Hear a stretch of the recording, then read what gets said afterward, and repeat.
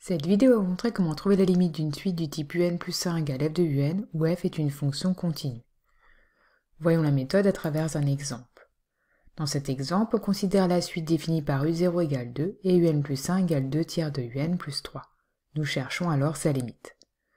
La première chose à faire est de démontrer que la suite est convergente. Le théorème de convergence des suites monotones est alors très utile. Nous avons déjà eu l'occasion de montrer que cette suite est croissante et majorée par 9, ce qui justifie donc qu'elle est convergente. Ce théorème ne nous donne malheureusement pas sa limite. Le théorème du point fixe va alors régler ce problème.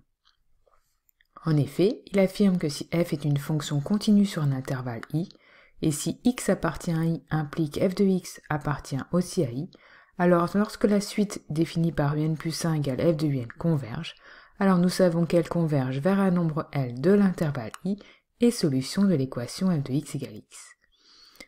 Nous avons donc trois conditions à vérifier pour appliquer ce théorème.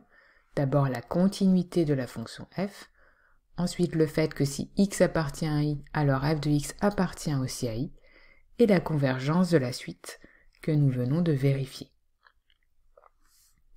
Concentrons-nous maintenant sur la fonction f qu'il convient d'abord d'identifier.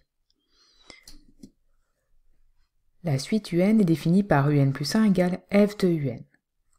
Donc l'expression de f de x est celle de un plus 1 où l'on va remplacer un par le nombre x. On obtient donc f de x égale 2 tiers de x plus 3.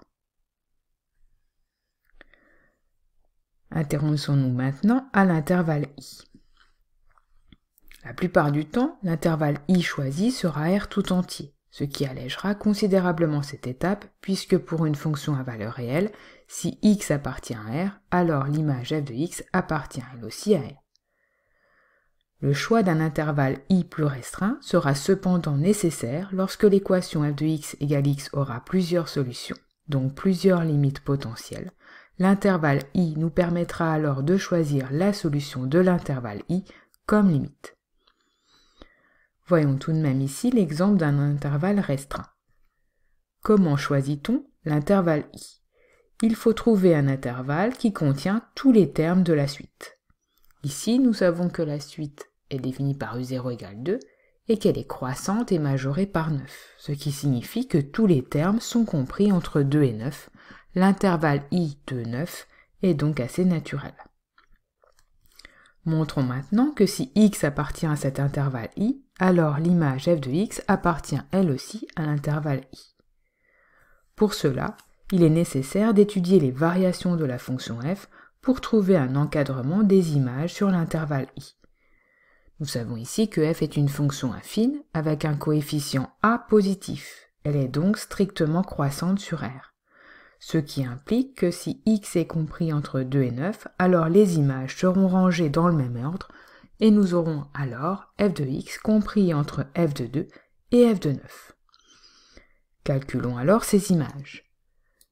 f de 2 est égal à 13 tiers, qui est un nombre supérieur à 2, et f de 9 est égal à 9. Nous en déduisons donc que si x est compris entre 2 et 9, alors les images f de x sont comprises entre 13 tiers et 9. Autrement dit, ces images sont bien comprises entre 2 et 9. Nous avons donc montré que si x appartient à i, alors f de x appartient aussi à i. Passons maintenant à la deuxième condition, la continuité de la fonction f. Ici c'est chose facile, puisque nous savons que f est affine, alors elle est continue sur R, et donc aussi sur l'intervalle i. Au final, nous avons donc montré que si x appartient à i, l'intervalle de 9, f de x appartient aussi à i, que u0 appartient bien à cet intervalle i, que f est continue sur l'intervalle i, et que la suite un converge. Le théorème du point fixe nous permet alors d'affirmer que cette suite converge vers un nombre L de l'intervalle i qui est solution de l'équation f de x égale x. Il reste donc maintenant à trouver la solution de cette équation pour trouver la limite L. f de x égale à x est équivalent ici à 2 tiers de x plus 3 égale à x. Nous regroupons les termes en x dans le membre de droite, ce qui donne 3 égale x moins 2 tiers de x. Autrement dit, x égale 1 tiers de x, et nous trouvons donc x qui est égal à 3 fois 3 soit 9. On en conclut donc que la suite un converge vers le nombre 9.